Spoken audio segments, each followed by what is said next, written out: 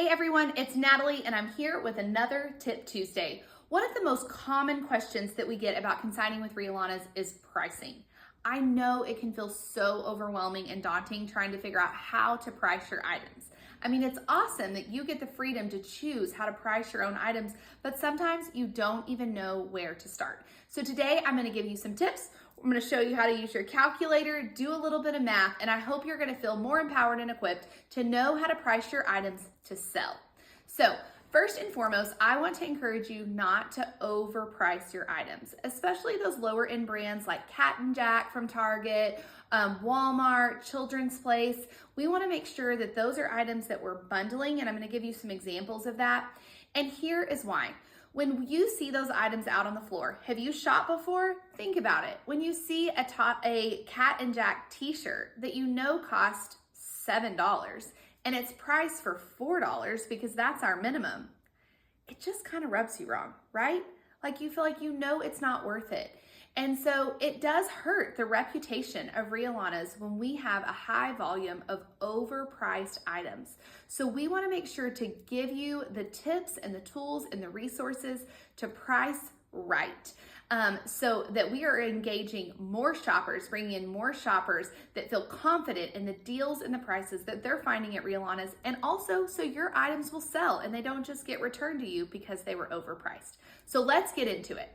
Okay, so if we are talking about clothing items, we recommend pricing around 25% of retail. Now, if you can use your calculator. I mean, it's been a hot minute since I've been in school, and maybe you're like that too, and you're like, I don't even know how to figure that out. Okay, so say that you bought an item for $12. That's about what it goes for retail. You're just gonna hit the multiplication right here. You're gonna times 0.25, $3. Uh-oh. Right? What is our minimum? $4. So that means this item needs to be bundled with something else. So if this was a t-shirt or a little button-up shirt, I'm gonna bundle it with another one and put two together, or I'm gonna put some bottoms together, okay? So that's how I would advise you to do that. And now I might sell that pair for $5 or $6, okay? So that's how we recommend.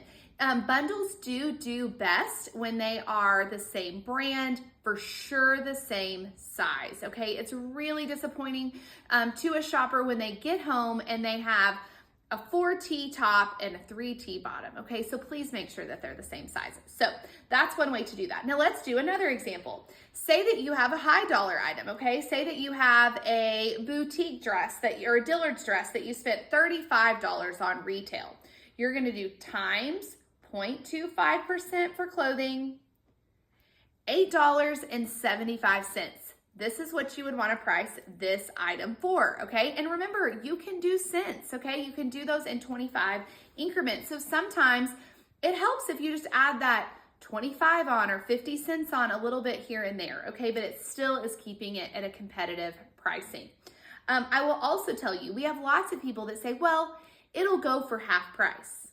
Okay, but wouldn't you rather come down $1 or $1.75 and get full price than only get half price? Because it's gonna sell quicker. And don't forget that the largest audience of shoppers that we have are on our pre-sale days. So you're missing our largest audience if you're just depending on, oh, well, maybe it'll just sell at half price. How about price it competitively so then it sells full price, even if that full price is a couple dollars less? Those are my tips to you. You want to sell as much as you can on those pre-sale days while we have the most shoppers in the door. Now, let's talk toys, baby gear, large items. For your baby gear items, you can price at a higher price point, especially for name brands like UPPAbaby, your Halos, your Dunas. Those items you can price higher than that 25% mark if they're in pristine condition.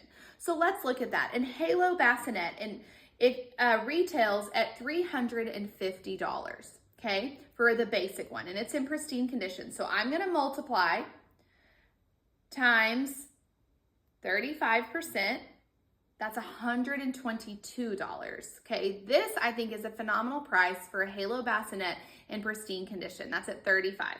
40%, let's see what that would be. So if we did $350 times 0.4, It's $140. So you really have to consider the condition if you're going to push it to that 40% mark. But these really are our recommendations to keep our pricing competitive, the reputation high, that our shoppers aren't rubbed wrong by really overpriced items. So this is really important. If you're not sure how much you paid for something, you can just do a quick search. Go to that store, Old Navy, or wherever it's from, Matilda Jane, and look at about what the average retail is. But I wanted to show you how to do that math super easily to find your pricing. Also, the Consignor Club on Facebook is a great place to get advice on pricing as well. So many moms have found the perfect spot. Another thing I want to encourage you about is half price. Listen, let it go half price. Wouldn't you rather make something than nothing?